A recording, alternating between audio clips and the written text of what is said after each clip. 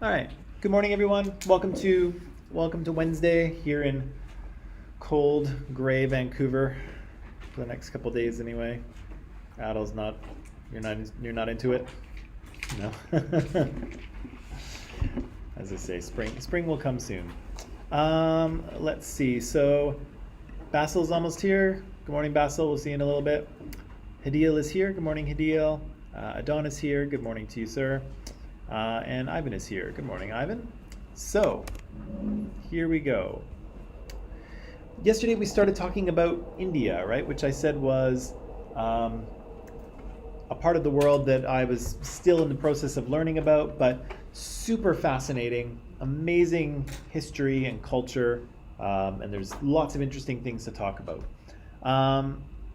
We kind of got rolling yesterday with the first civilizations to appear in this part of the world, and these cities start to pop up in the Indus River Valley here. And so Harappa and Mohenjo-daro are kind of the biggest, although there's actually lots of kind of smaller towns and villages from this period of history as well. And it seems that kind of similar to the way things were happening in Mesopotamia and in Egypt, these civilizations were kind of appearing as people started to practice intensive agriculture. They started living in cities.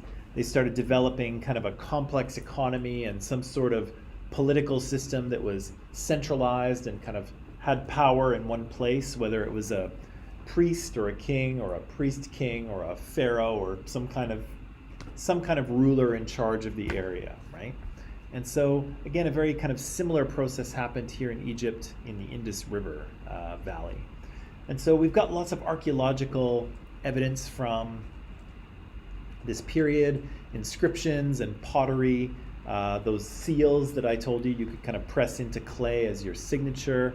And the fact that these are all consistent throughout the river valley seems to suggest that, yes, they're part of the same culture, but also that there's some form of central political control here. Now, I told you yesterday that we actually weren't able to read this script, but Amanpreet was doing some digging and she determined that actually I'm just going to jump to, actually I won't jump. Some progress has been made in deciphering that language. And so I'm going to put you a little on the spot here, but were you able to find out anything about how that happened or when that happened? No? I just on the alphabets and most like two are missing yet. So they're partway through kind of determining the sounds, right? The phonetic alphabet, which is good, right? That's progress. And again, I think we mentioned earlier, these things take a long time to figure out, right? Because we don't actually even know, I don't think we know what the language of the or of the Indus River civilization even sounded like, right? Because as we read in the textbook yesterday, they're going to be kind of pushed out by these new Indo-Aryans that are coming in from kind of the sort of more mountainous areas of the Northwest. And so that's going to form the basis for modern Hindi, right? Because those Indo-Aryans speak Sanskrit. And so this is actually, the Indus River Valley civilizations are speaking something different than Sanskrit. And so it's a tricky puzzle, right? So it's good to know that they've made some progress though, and hopefully they'll be able to crack it and we'll be able to finally hear what these people were thinking and feeling and the things that they believed in and maybe a little bit of their history. That's exciting though. That's really exciting. We said that in the Indus River Valley civilization, people were building these kind of large cities, and so they were made of bricks, just like in Mesopotamia. And so, artists kind of envisioned things to have looked maybe something like this, with all of these kind of brick houses, the remnants of which are still partially there. And again, you can see people were building houses that looked like this. And actually, this is kind of interesting because lots of ancient houses actually look like this. Lots of them have a couple of levels to them.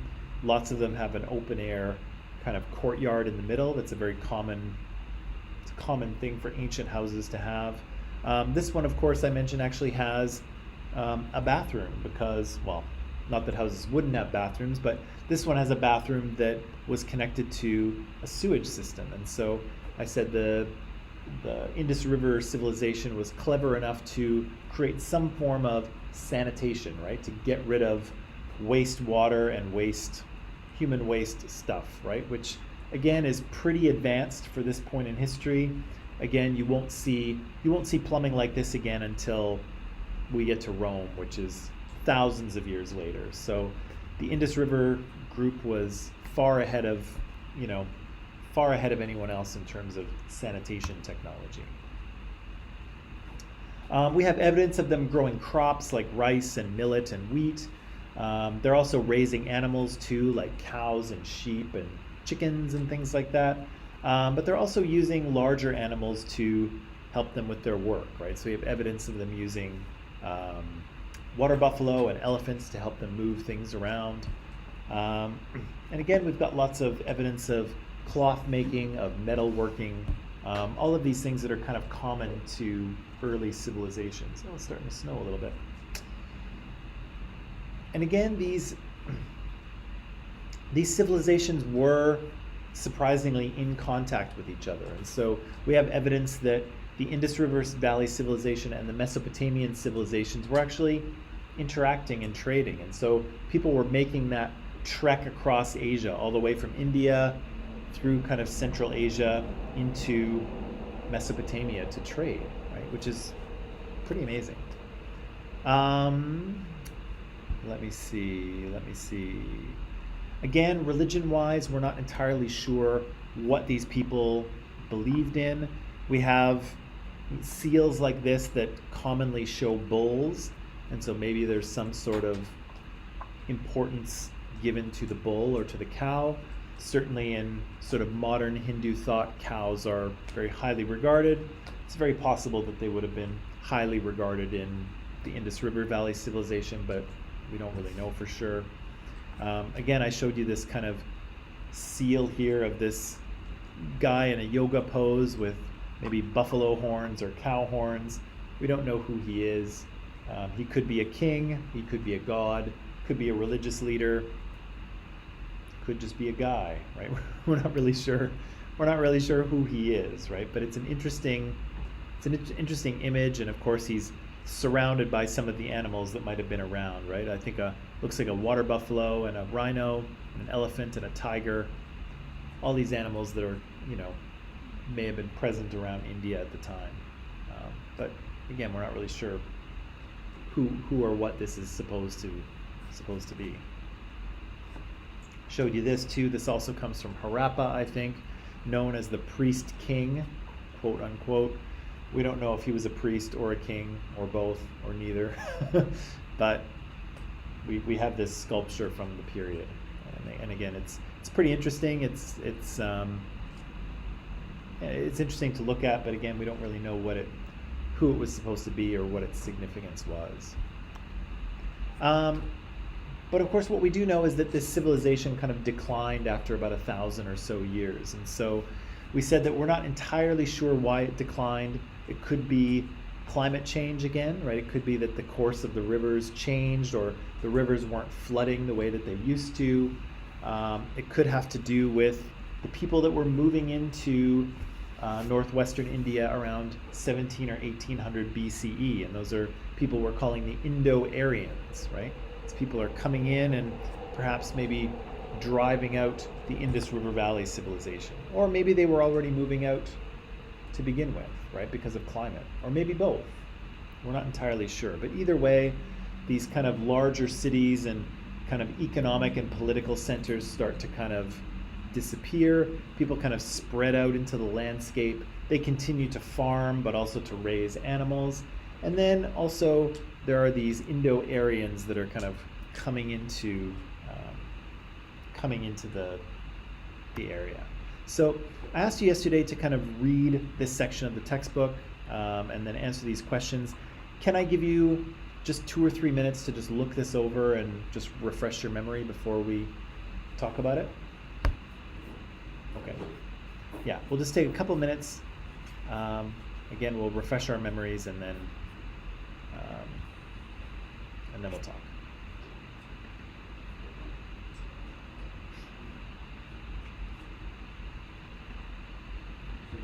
Yeah.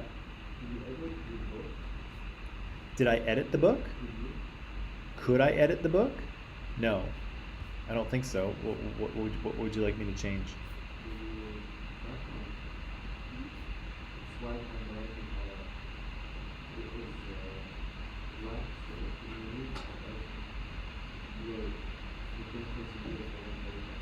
Yeah. Just for yourself? Does it help if you make it bigger?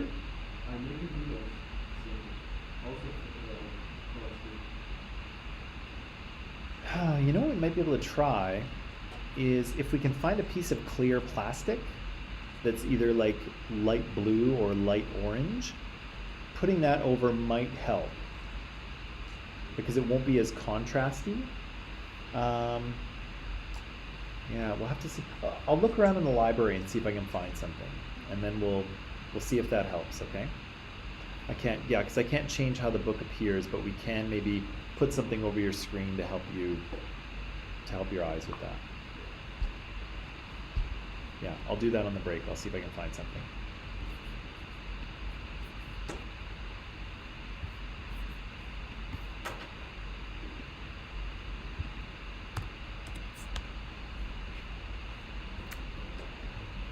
Also for online people, I hope the sound is coming through okay. I actually broke my microphone this morning, so I'm just using my laptop microphone. I can see it seems to be picking it up, but I'm not sure how clear the sound is, so hopefully, I hope it's okay for you. Let me know if it's not, okay?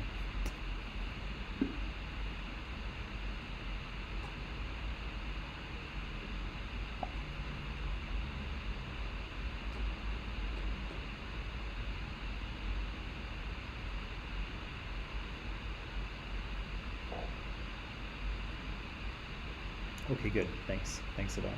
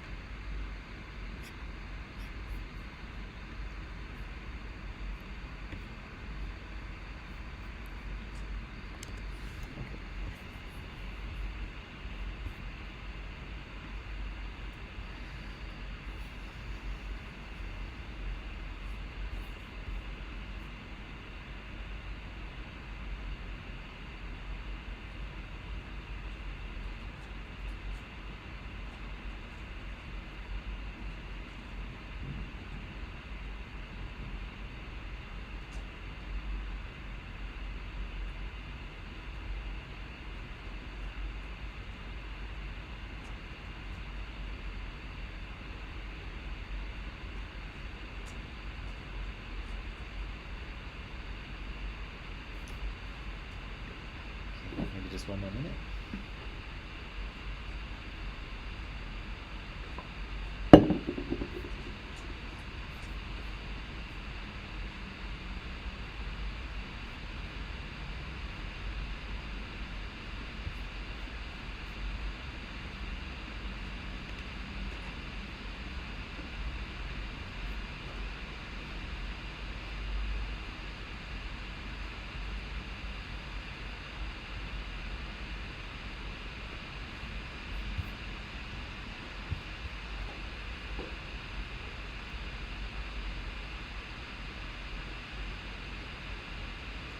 Okay, so tell me about these. Tell me about these Indo-Aryan people. Who are these guys? Where do they come from? What do we know about them? What's that? Yeah, they speak. They're Sanskrit speakers, and so yeah, we know that. What else do we know?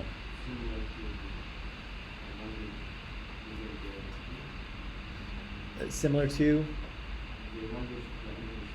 right. So this is kind of Sanskrit is kind of the parent language of modern Hindi, right? So it's the Hindi is kind of the child or the grandchild of this sort of earlier language that these Indo-Aryans bring into India with them.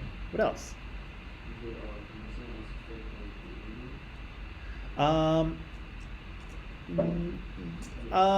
well, it's tricky, right? Because when we talk about the language is kind of one thing. And actually, if you look at the textbook, you can see. I think I showed you a similar diagram at the beginning when we were talking about anthropology and linguistic anthropology. I showed you kind of a language family tree like this, and it kind of shows what languages are related to what, but it doesn't necessarily show, good morning, it doesn't necessarily show sort of genetic relationships, right? So there were people kind of living in India already, right? These sort of indigenous people of India, if you will, and these people kind of came in from the northwest, and eventually they're going to sort of genetically mix in with the Indians that are already there. So there's a bit of kind of genetic mixing going on, but the sort of language transmission is different.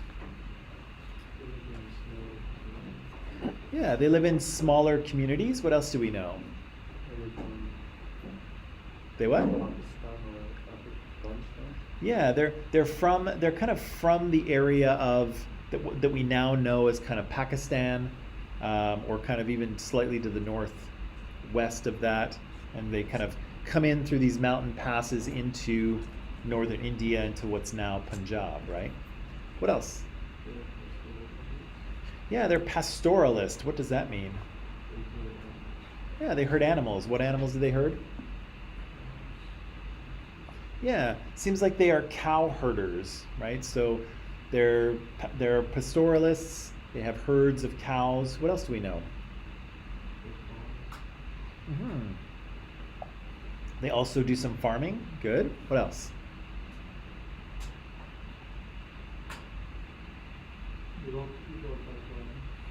They what?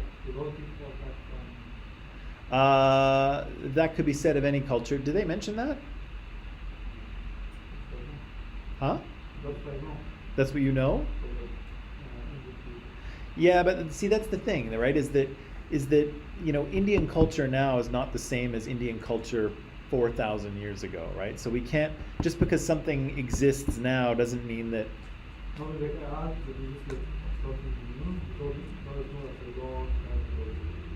Right, but I suspect that the Indo-Aryans were eating their cows. I suspect that they were, because that's why you herd them. you don't herd them not to eat them. So the Indo-Aryans were probably eating their cows. Just for his information, Yes. not all Indians do not eat meat. As I do, I'm a Punjabi, I do eat. Even the Hindus do eat. But they just break themselves in a weird category. Yeah. Like some, I'm a vegetarian, but I don't eat meat, but I eat eggs. Right. Then there's some vegetarians who don't eat anything like ginger, garlic, salt, tomatoes, onions. They don't eat that. Right. So they're different types. Even long time they were like that. Yeah, and we'll get to that too. And actually, that actually leads me to another thing that maybe we should point out is that, obviously there's some diversity in terms of how people choose to eat and what foods they choose to include in their diets and not. But, and this is coming from my Western perspective, that, often from the West we look at India and we say, oh, it's India, right? And India is full of Indians who have this Indian culture and Indian language. But as it turns out, India is a very diverse place, linguistically, culturally, religiously. There's a lot of different types of people and culture and language and religion within this one area. But in the West, we kind of just think of it as like, oh, here's this Indian subcontinent where everyone is the same.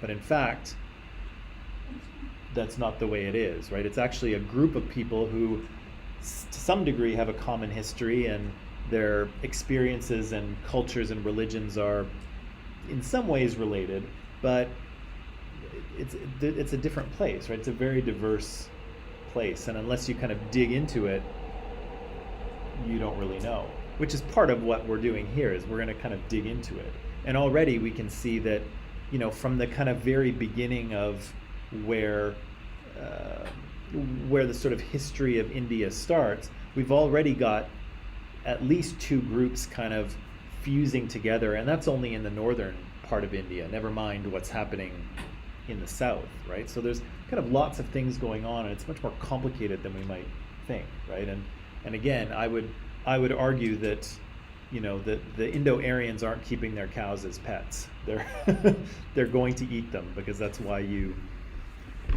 herd animals. You herd them so you can eat them. No? In the culture, cows are not supposed to eat because one of your god is a cow. Mm-hmm. And in my culture, since I belong to a farming hut, Yep. cows help during farming. So they said an animal which helps us to farm, Right. gives us milk. Why should we eat it? Why should we kill it? Ah, right. So most of them don't. Right. But I wonder if that was true of the Indo-Aryans. I wonder if they were eating their cows or not. Maybe because they had a god which was a cow, so I don't think they would. Yeah, and that would be interesting to know what where that sort of idea or belief arose, right? Because it certainly exists now, but, you know, it certainly didn't always exist. At one point it appeared, but I wonder when and where it did, but I don't know the answer to that.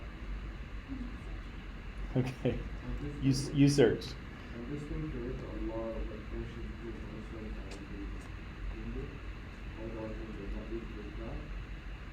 Because most of like die, and then just like fighting more how I think that a lot of problems out there. Yeah, well, and it's worth kind of pointing out too as well that with regard to diet, you know, all cultures have foods that are, you know, allowable to eat and foods that are not allowable to eat, right? And so, you know, Muslims, for example, may choose not to eat pigs, right? Pigs may be seen as an unclean animal, right? Other cultures like my own happen to think pigs are quite tasty, right? But those are different cultural values, right? Lots of cultures out there consume insects and insect larvae, right? My culture says, ew, that's gross. I don't want to eat that, right? So again, every culture has different ideas of what's allowable to eat and what's not allowable to eat. There's right and wrong in that. Do I think there's right or wrong? Yes. Well, from a culturally relativistic perspective, I would say that our job as anthropologists is to try to understand a culture's practices, in this case eating, based on their own set of values. And so why are they eating the things that they eat, or why are they not eating the things that they're not eating? But people don't like to eat things that are considered pets or something like dogs, cat, Yeah, so and that's an interesting thing, right? So there are some cultures that eat animals that we here in the West think of as our pets and our friends, right? Dogs, cats, guinea pigs in South America. And so yeah, that's a cultural difference, right? But what makes one animal food and one animal your friend? Right? How does a culture decide what is to be eaten and what is not to be eaten?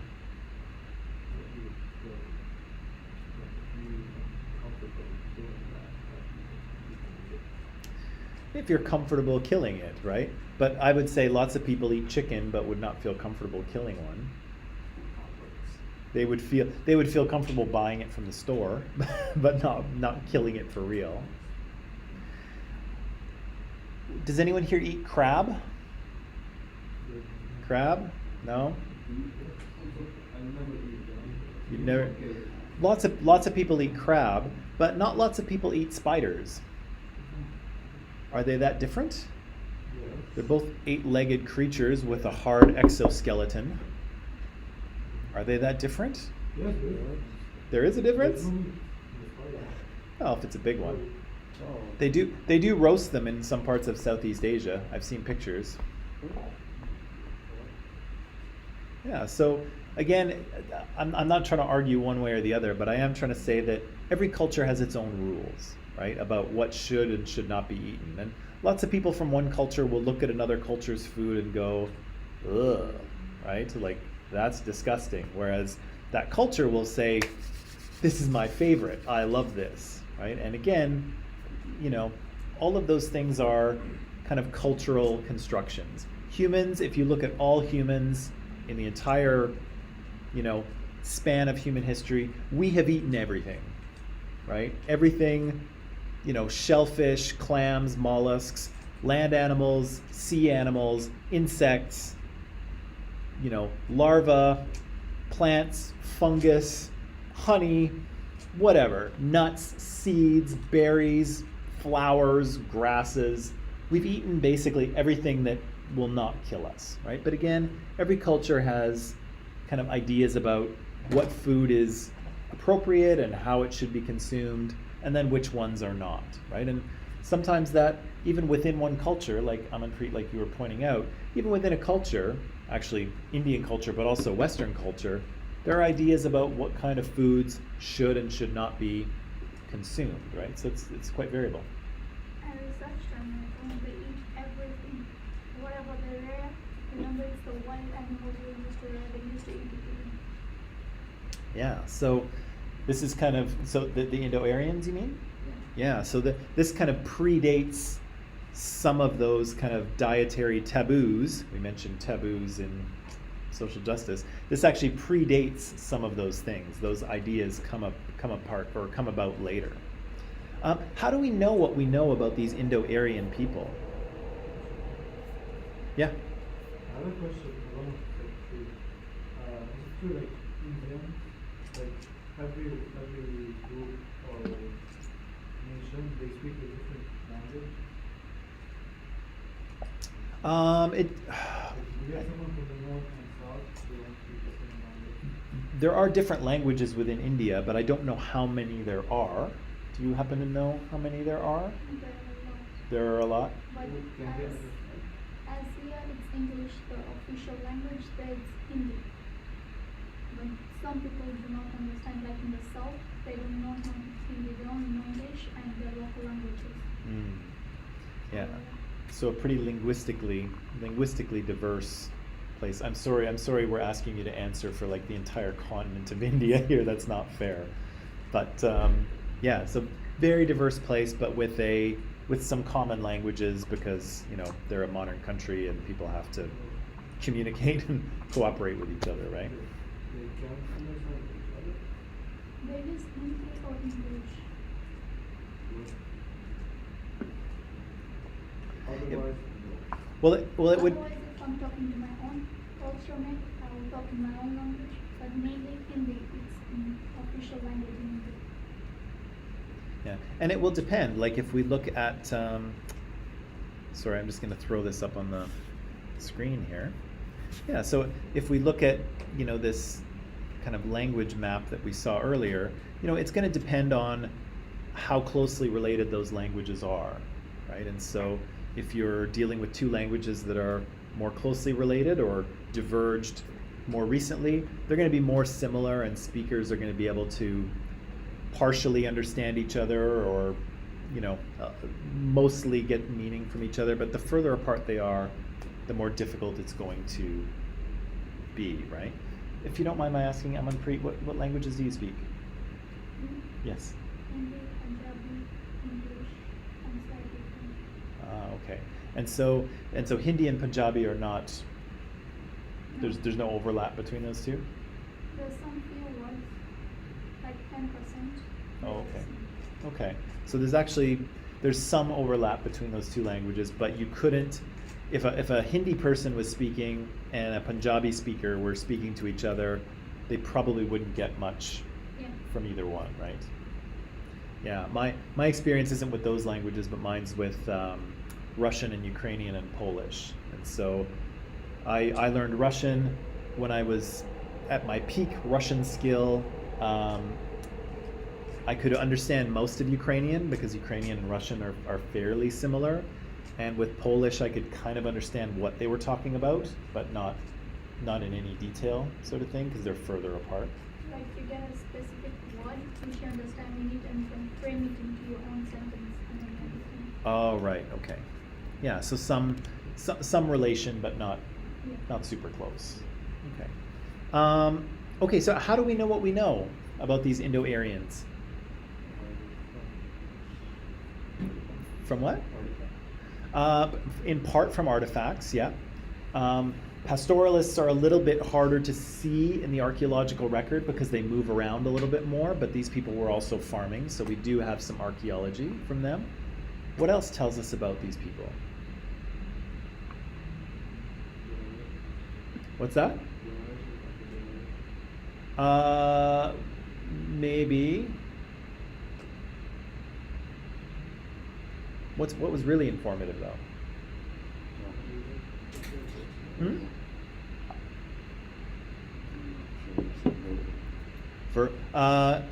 Well, verbal history can get lost very easily, right? And so, where do you see it? Oh, there's hymns. Yeah, there's 1,028 different hymns, and those hymns are passed down verbally, of course, but eventually they get written down. And what do we call that? That book that gets written down? Yeah, this is the Rigveda, right? So this is a text that is written down. It contains hymns and prayers to the gods. And we're kind of like looking back, right? Because these Indo-Aryans show up around 17 or 1800 BCE, but the Rigveda isn't actually written down until about 500 BCE. So these hymns are about 1,200 years old by the time we actually get them written down. So they may not be entirely the same as they were 1,000 years before, but they're kind of the earliest written source we have for people in this area. Right? And so what kind of things come out of the Rigveda that we're able to learn about these people? What's that? Yeah, the idea that they worship multiple gods and maybe who some of the gods were, right? If you're praying, oh, dear God, whatever your name is, please send me X and Y and something else.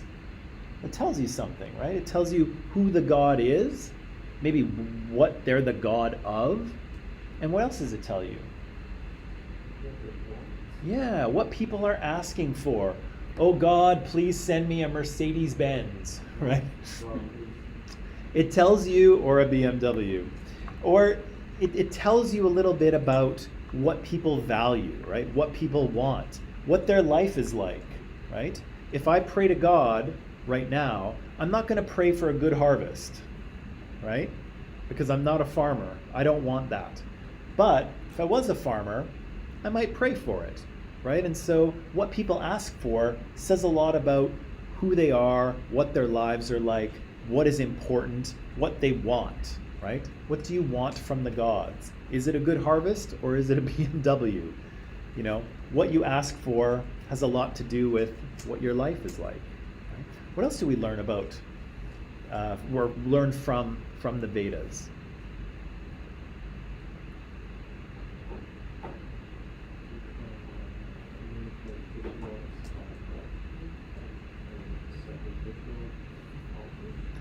Right, so people can communicate with the gods directly by building a little altar. How do they get the gods to show up? Yeah, they light a fire and then they Yeah, and then they make a little sacrifice, right? So maybe you have some meat or something and you put it into the fire, right? And that allows the gods to be present and to consume it with you, right? You can have a dinner with the gods, if you will, but of course in a very ritualized way. What else do they do to kind of get closer to the gods? They used to go into the Maybe. Maybe. There was something else that was very interesting.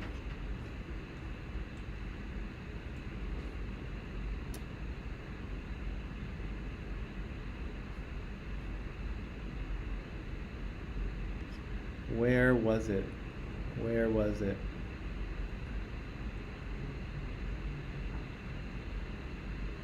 It had to do with something that people ate or drank. Yeah, where did it say? Where did it say that? Oh, there it is. Yeah, it's toward the end of page 75. So it says priests were called in to perform the ceremony. They would imbibe, which is like to consume or to drink, imbibe a hallucinogenic beverage squeezed from a plant of uncertain identity. So they were taking psychedelic drugs thousands of years ago. Yeah, they were basically taking a hallucinogenic, a psychedelic like LSD or whatever, or acid if you've never heard of it. They knew about a plant that had these kind of effects, and priests would consume it in order to communicate with the gods, which is not a very strange thing in terms. What's that?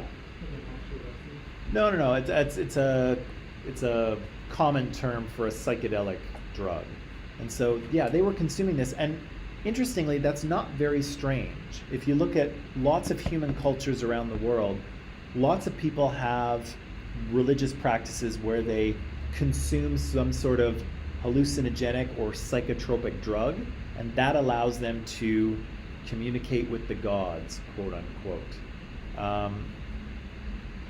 So yeah, that's kind of interesting that the Indo-Aryans do this, but also not entirely shocking in terms of human culture. Lots of cultures do this sort of thing, right? They change their mental state in order to communicate with the supernatural. Interesting.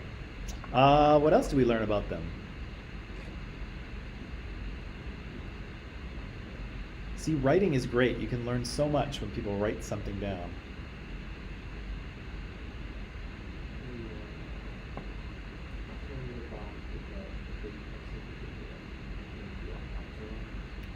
Right, so because people are sacrificing to the dead, are they not?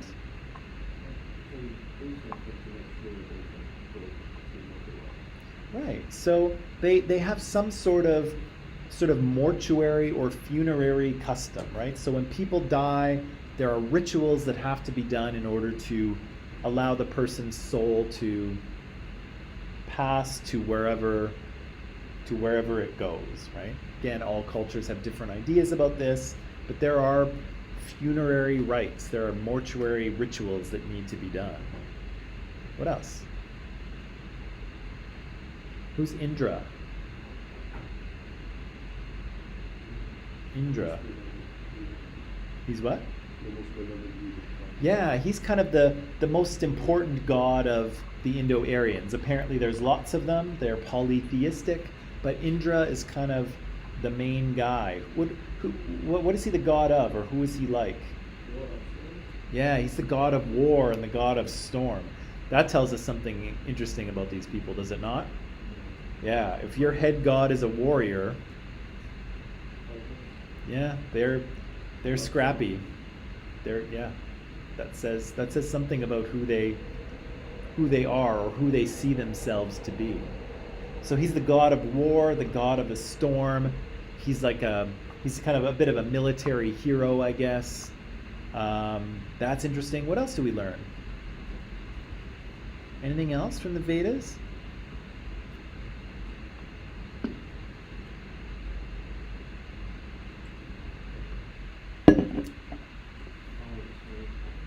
fire seems to be important, right? There seems to be some sort of ritual importance to fire, which is actually something that might be, I don't know if I would say it's a human universal, but it's very common, right? To use fire in ritual in some way, right?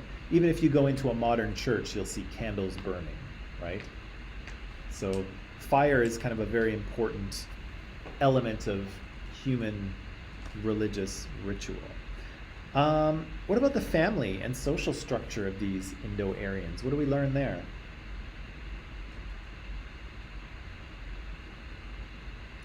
What do we learn about family and social structure?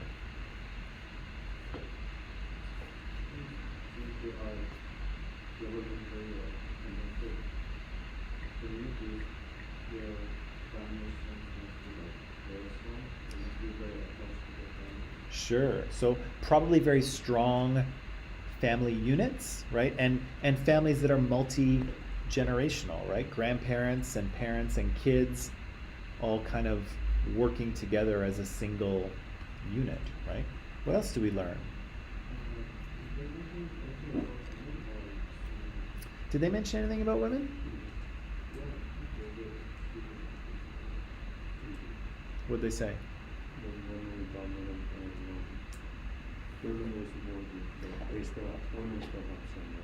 Okay, so women have some rights in society, but men are definitely the ones in power, right? The ones who are making the decisions and calling the shots. I have a question about the modern life. I don't know if it's like the Indian part of it, but it's true that when a guy and a woman want to get married, the woman buys the goat for the guy. Do you get a goat No. if you get married? The No, woman no buys goat? Buys gold for the man. It's not gold. It's not gold. It's Oh, gold. You can say dowry. Everything Yeah, like the bed, TV, everything. Like most of the things which the girl will use in the first place. So it's called dowry. They used to think that the father of the girl has to provide everything which the girl is going to use in the boy's house. So they named it as dowry. Yeah, and that's Gold Mm. only And if the boy's family demand for something like a gold ring or car, you have to provide it. yeah. So yeah. Yeah, so the question for online people, the question is it has to do with dowries and sort of, I guess, financial exchanges that go along with marriage. And those are something that are very common in human cultures as well. Kind of nowadays in like Western culture, we have love marriages, right? People get married because they fall in love and they kind of go their own way. But in the past, and in really most societies around the world, most agricultural ones anyway, marriages were really unions between families. And so, yes, two people would get married, but more often than not, they were arranged by the families, and there would be economic exchanges between the families that went with that marriage. And so, whether they were dowries or bride prices or bride service, or there's a bunch of different kind of anthropological terms, but that's actually a very common thing, and sort of traditionally for, you know, the marriage is not just a joining of two people, it's a joining of two families, and there's usually an economic exchange that goes along with that to kind of solidify the partnership, if you will. But it's still it's still kind of common practice in modern India, right? No? It is stop. It stopped? It's illegal if a girl complains to the police that they're asking for dowry. Uh-huh. The boy's family, the entire family will be arrested. Wow. They're serious about that. But now, I don't know, This is- in South India there's a new tradition. You're not allowed to give in the wedding no more gifts. The gift should be for God only. You're not allowed to give them more. Interesting. And that's, I think, you can correct me if I'm wrong here, and again, I'm sorry for making you speak for the entire country, but that's kind of one of the things that, you know, is a traditional practice that kind of the modern government of India, I guess over the past few decades, had tried to move away from. And so there's some elements of like dowries, of caste system concerns that modern India has tried to move away from. But some people, still, I guess, still kind of think that way or imagine things that way. But it's complicated. You can't just legislate away culture and values, right? It takes time for those things to change. But the fact that there would be an economic exchange is a very common thing to do. And actually if you go back to Western culture several hundred years to when it was agricultural, you'd find the same thing. You would find, like if you went back to Europe in 1700, yeah, you would find arranged marriages and you would find economic exchanges between families, because that's very common of agriculture, not so much of one country or the other. And in fact, the tradition here in the West now is that the father of the bride is the one who is supposed to pay for the wedding, and that's a remnant of a dowry, kind of, in a way. It's that the father of the bride would pay for that whole thing, but that doesn't so much happen anymore. But it's tradition.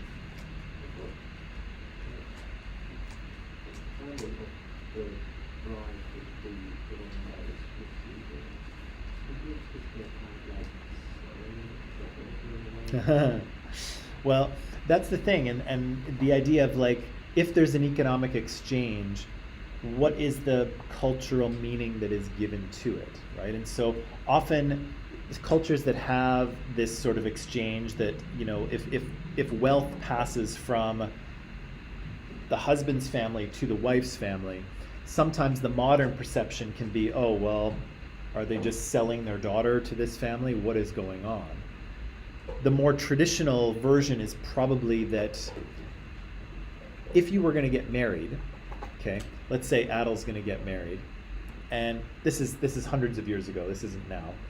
So if Adel's going to get married, probably what's going to happen in this society is that his wife, his bride, is going to go and live with his family, right? Him and his father's family, and that she's going to be part of that household. And so in doing that, the bride's household is actually going to lose a team member, right? She's a contributing member of the household. She's economically helping to support her family, and now she's going to be removed from that team, and she's going to be on Adel's parents' team now. She's going to be contributing to that household. And so this sort of economic gift this way is more saying, look, we know we're taking a member of your team. We know that your household economy will be hurt by the fact that we are gaining a team member and you are losing one. So we are compensating you for that economic loss, right? I think that's kind of the way it traditionally would be. But again, sometimes these traditions are very sticky, like people really want to do them, but then sometimes the meaning around them will change. And so sometimes when people look at these things with modern eyes, they give them a different meaning than what they originally had. But also, people will kind of abuse them as well, right? And see how much can we get, sort of thing. If we marry our daughter to this family or that family, how much will they be able to provide? And they'll try to marry their daughter to the family that has the most. And so these things are really kind of tricky, and there's a lot of tradition and sort of custom worked into it. But then sometimes these things get kind of reimagined. Sometimes people see them differently than they were originally conceived. Sometimes a country will pass laws prohibiting them. They're complicated, right? Culture's a complicated thing. But I think traditionally that's what you would have seen, is that it was a compensation because, Adel's wife is not a member of her family's household. She's a member of his household, and she will be contributing economically to that. So they get one team member, they'll be doing better.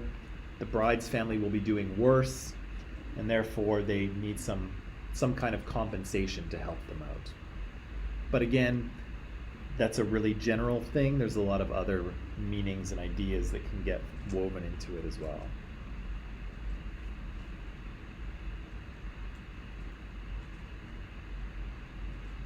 Yeah. You want to take a little break? Okay, let's take a break. Come back in 5 minutes and we'll talk more about India.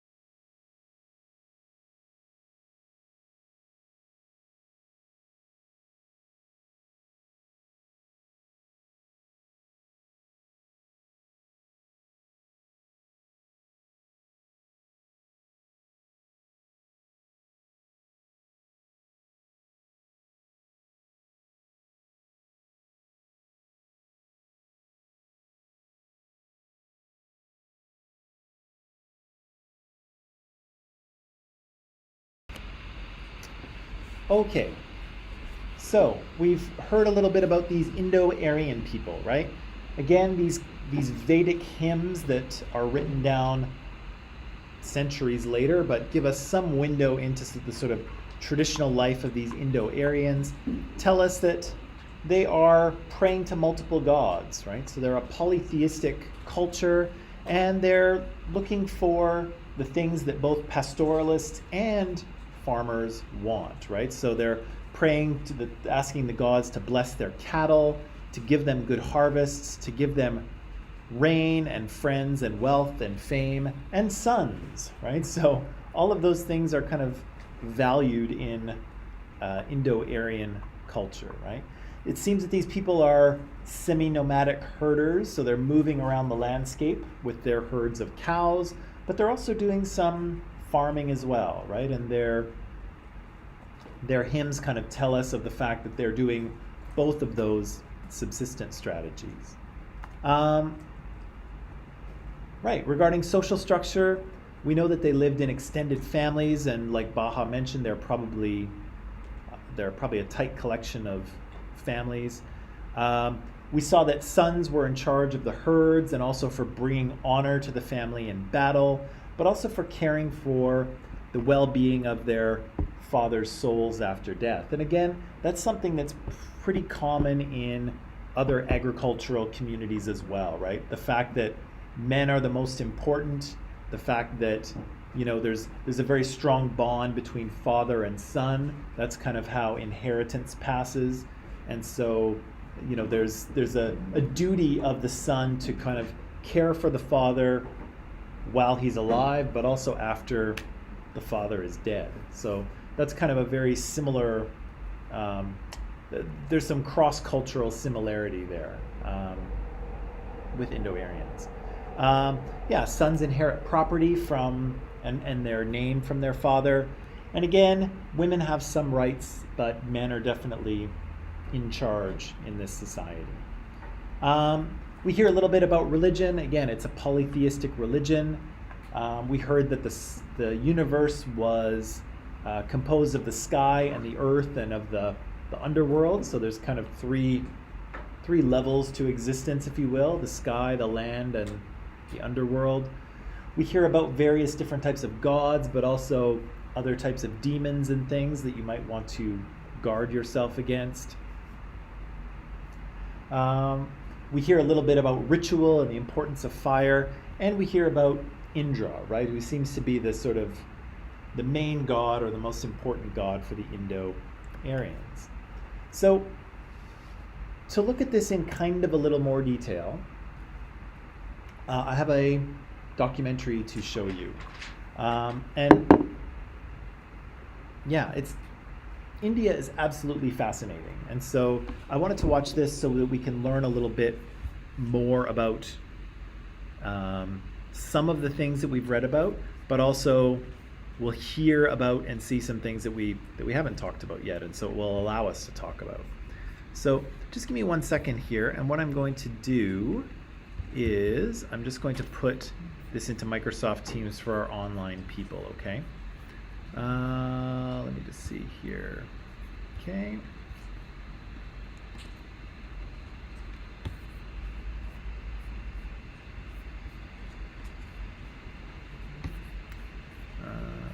Here it is. Here it is.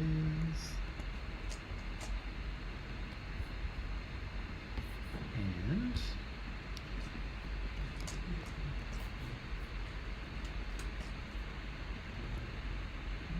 there.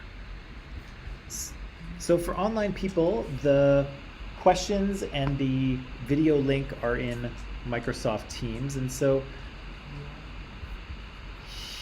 here's what I'm going to ask you, okay? Number one, in what way does India preserve an unbroken thread of human history?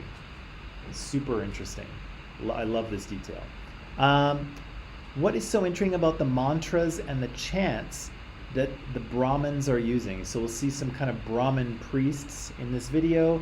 They'll be chanting some kind of religious hymns. and I want to know what's significant or interesting about that. What are geneticists discovering about villagers in rural India? So they'll talk a little bit about genetics. I'd like us to pay attention to that. Why were early scholars surprised that India and Pakistan could have an ancient civilization in their past? Because we know they do, right? The Indus River Valley civilization is an ancient civilization, and some scholars were surprised to learn that. How many people might have lived in the Indus River Valley? So we'll hear a little bit more about that. And what might have led to the end of it. So this kind of section of the documentary will tell us some of the things that we already know, also some new things, and kind of give us a visual in terms of, you know, the landscape and the people and kind of what we're dealing with here in India, okay? So as you can see, online people, I'd like you to watch the first part of the documentary up until about 26:11. And so that will take us basically to the end of class, won't it? Yes, it will. So what I'll do for online people, well, we won't have time to talk about this, but I'll leave this screen up so you can see the questions, but I'll let you watch the first 26 minutes of this video, and then first thing tomorrow morning, that's where we'll start talking about these questions, okay? So online people, everything you need on this slide is in Microsoft Teams, and so I will turn you loose to watch the first 26 minutes of it. Okay.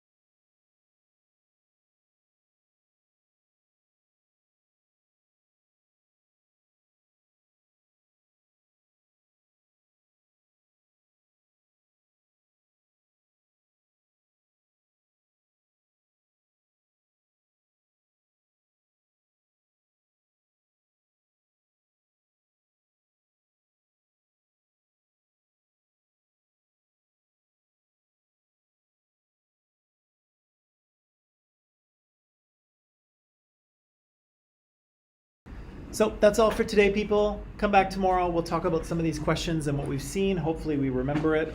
Watch the game. We're not watching it again. No.